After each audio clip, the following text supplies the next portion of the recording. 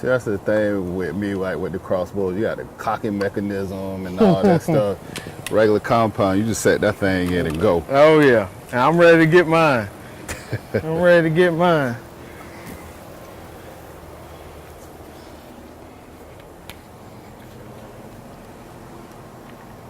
And it's the same, just like a compound bow. You want to make sure the odd colored vein is down. Mm-hmm. And then you ready to roll.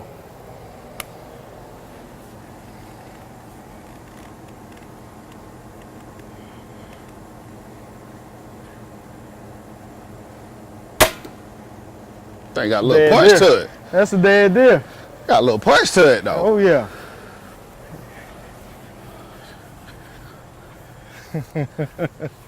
Oh It's yeah. on the money, man. Oh yeah. Oh yeah. He bleeding through. Dang, you almost put it. Well, I softened it up for you, so yeah. yeah. That's right. That's right. Dang. So we can get this out of here.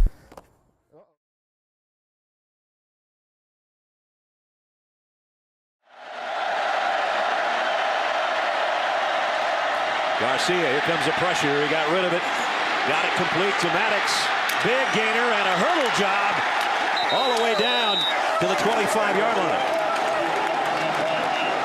Brian Maddox got about 5 yards in the air.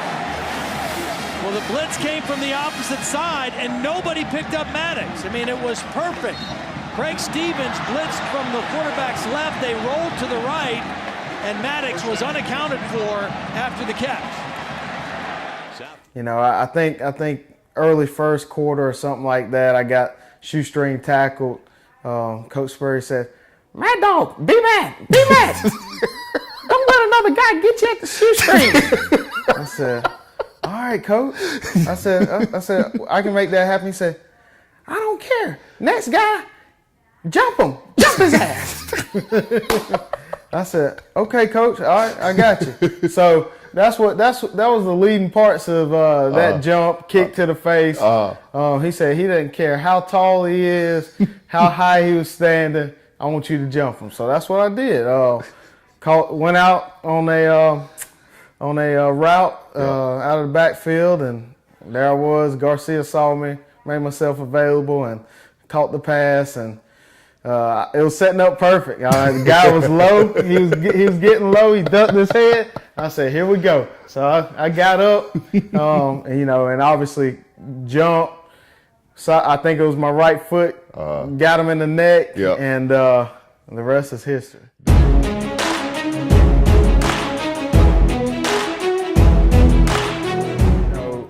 When I got done playing ball, gave up the NFL dream, started working for Southeastern Freight Lines out of Charlotte or South Charlotte, and linked up with some guys that I work with.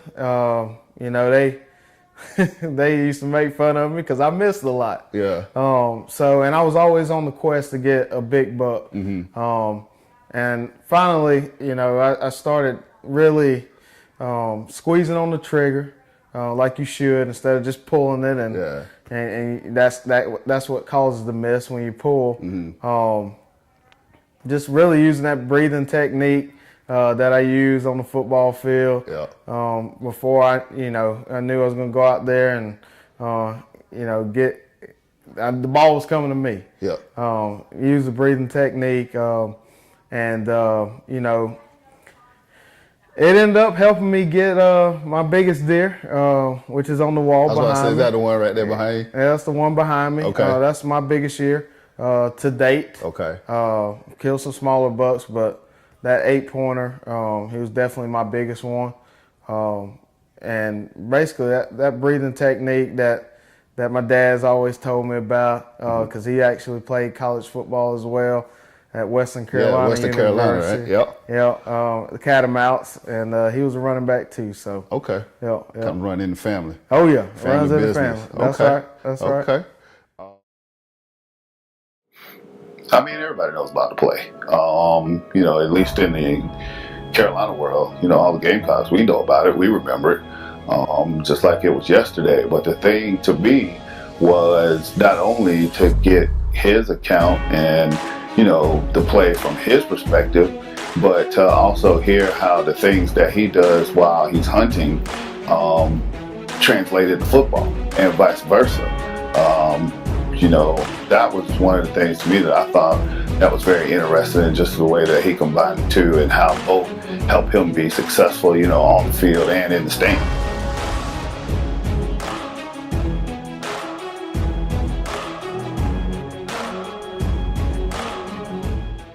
Now, going back to beginning, like, of your hunting career, is that something that you and your dad did together? Like, how did you get introduced to hunting? Did you come to it later, or like? So, at about the age of 12 or 13, I can't remember, precisely, but my dad took me to a youth hunt in Fance Grove, South Carolina. It's right around Clemson area. Okay. And I killed my first deer. First time I ever shot my 270. I killed my first deer. First time out. Wow. First time out. And killed a nice little doe. Okay. So ever since then, I've been hooked. My dad does not hunt. He doesn't really care for it, but he would go with me so I could be out in the woods. My grandfather, my mom's dad, he used to always take me and the cousins out there, do some squirrel hunting.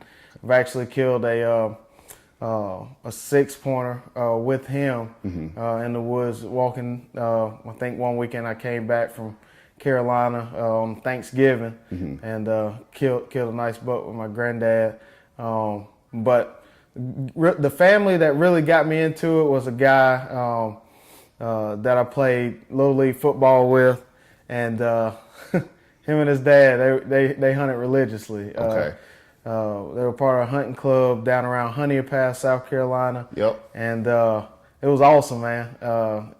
Every time we went, I never saw a deer, but I was hooked. So now, was that so obviously that was after you had went the first time. So the first time you went, I got addicted. You got your deer. I got and addicted. then you started going with this other family, with your teammate from Little League and Yep, stuff. yep. Did it ever sour you, like, the few times that you go, or were you just like excited? Oh, I was excited. Loved the nature. Loved being outside and just being out there. And even if we don't kill anything or see anything, just the camaraderie of the guys at camp was really huge to me.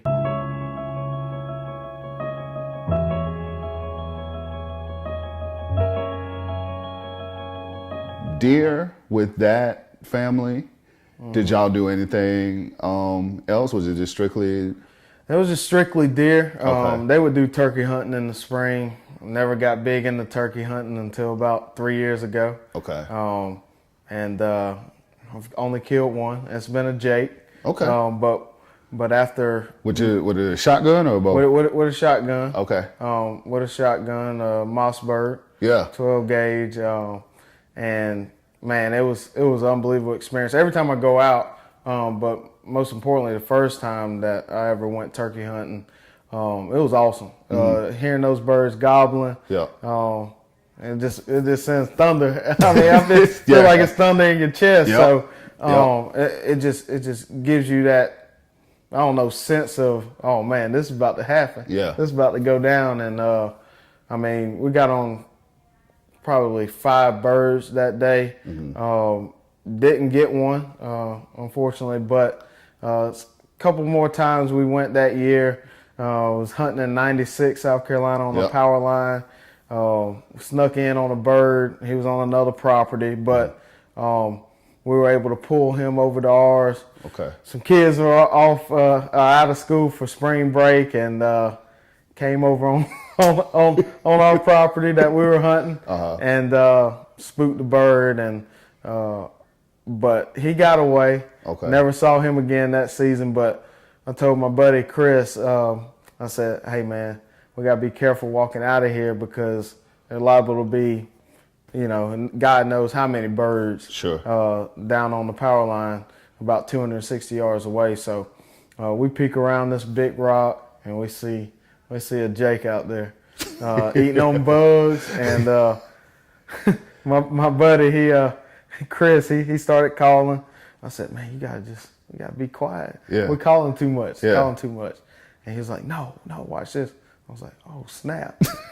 This thing. He started responding to it. He started running up the hill. Yeah. He sprinted 260 yards, and I shot him at probably 5 yards. No decoys or nothing. Just No decoys out or anything. Wow. Just a soft call, and I was shocked that the bird could hear it. But yeah, 5 yards, I killed my first turkey. Man, Blasting them with a shotgun. I'm still trying to get me and my son. We went last year, and we saw some hens and stuff, and then I had a mouth call, and I was talking to this gobbler, and we were going back and forth. Thunderstorm was coming, and I was in a ground blind. I was like, I gotta get out of here because I don't want to get caught. And like, if it was just rain, then I would have sat through it. But it was like I was hearing the thunder and stuff like that. And as soon as I got back to my truck, the sky opened up and it lightning and everything. Oh yeah. But that was the closest I got this year, minus like a hen or whatever that we saw. Yeah.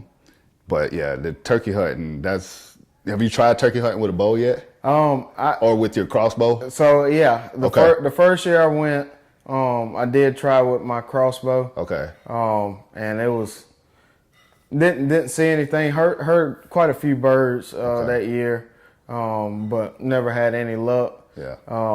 They say bow hunt these Easterns, I think is what we got around here. Got Easterns. Yeah, they're the hardest of all of them. Oh yeah.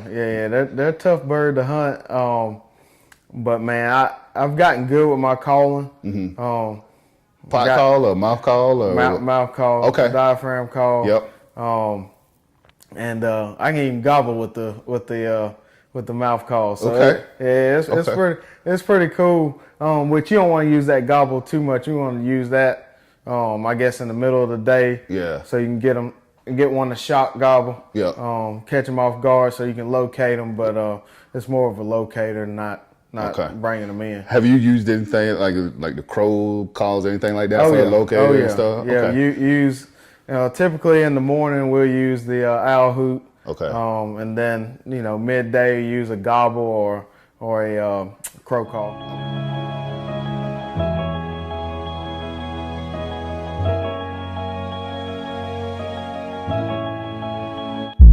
Play football. Yeah, man. All Little League, high school, Carolina. Oh yeah. August to November, December. When you going hunting? So played football since the age of 6. When I was in high school, I had more time to do all the hunting. But like I said, when I left or finished high school and went to Carolina, South Carolina, to play football, the only time that I got a chance to really deer hunt or do any type of hunting would be around Thanksgiving time, Christmas time. Okay. And my first year at Carolina, we didn't go to a bowl game, so I had a whole month to do some deer hunting, which I wish we would have went to a bowl game, but it did open the door for some hunt. Okay.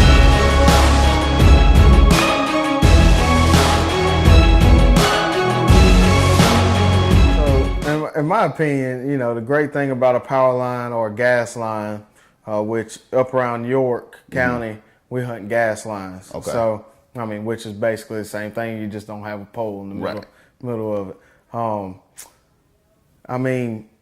You can see for so far. Yeah. And you just constantly see deer, especially during the rut. Yep. But my aha moment on a gas line was when I had a coyote run out about 495 yards, and that 7 mag barked, and I squeezed the trigger, it barked, and it dropped that coyote right there. I knew once I heard the boom and the scope hit me in the eye, I said it's game over. It's game over, and that's when I gained most of my confidence in shooting after I killed that coyote at 495 yards. Put it at top of his back. That 7 mag, it's the flattest shooting gun that I've ever shot. Yeah. Alongside the 270, but 7 mag is definitely flatter. 490, boy, you reached out and touched him. Poked him. he and dropped him where he stood, or where he was crossing. Oh, he was moving, he was crossing? Or well, I made some noises from where I was. I'm surprised that it heard me, but they got some good hearing. Yeah. And, you know, he stopped just enough for me, and I squeezed the trigger. It blew him away. Oh yeah, he was done. He was done. He didn't move an inch. I mean, he was right there, which I couldn't tell from where I was sitting that I actually hit him. I just saw a big pile of something, and I thought it was just a clump of grass until turkeys started working their way down the gas line, and ended up being I tore him up. And ever since that day, I haven't missed with my rifle.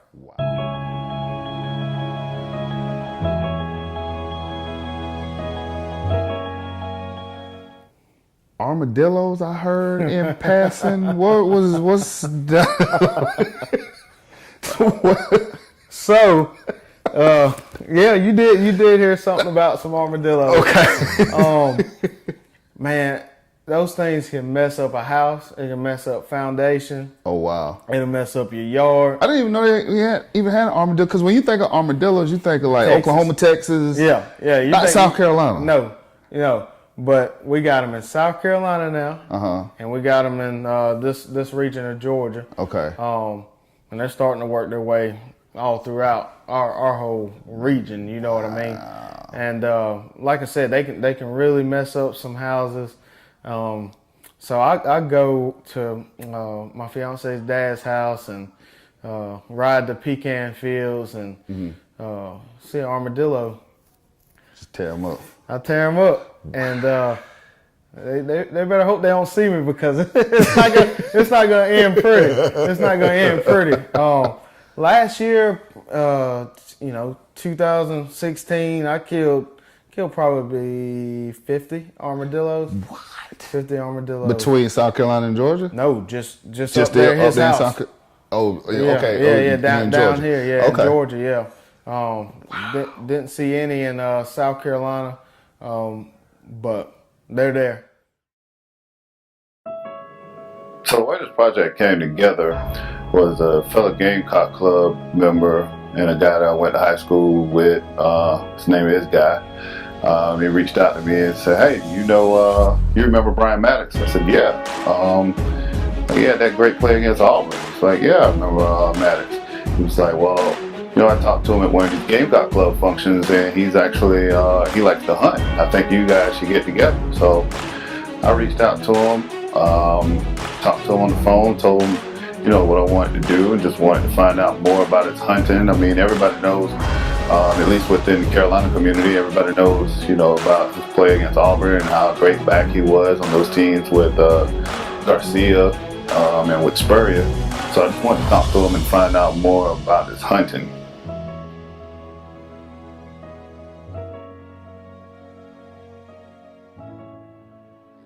What's your bucket list hunt? Like, are there any places that you got on your map? Because when people talk about deer hunting, they always talk about Kansas, and Iowa, and all these places like that. Yeah. Do you have any bucket list places or places that you just okay, I gotta go there, I gotta do this? New Mexico. Okay.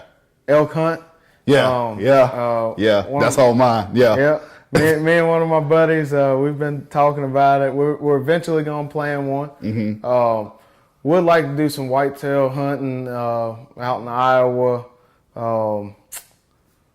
Wisconsin, Kansas. Yeah. Because there's some big deer out there. Yeah. Kentucky, maybe Ohio. They got elk now.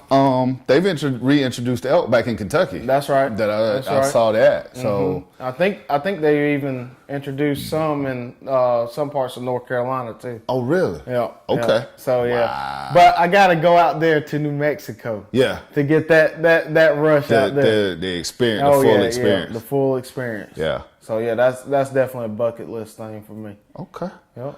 Cool. Yeah, man. Bryant Maddox, number 10. That's right. Appreciate you, bro. Thank you. Thank you. Yes, sir.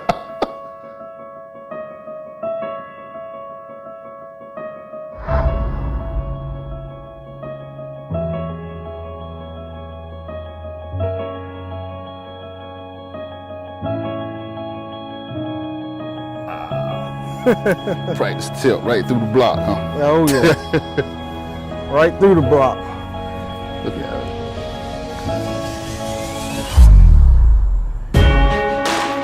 Okay. Still got that strength, huh? You still run. That's right. Think you can still run through them Florida defense Oh, line? absolutely. Absolutely. Still the strongest man on the Gamecock team if I go back today. That's right. Record still, they still up there in the weight room. Oh, word? Strongest guy on the team.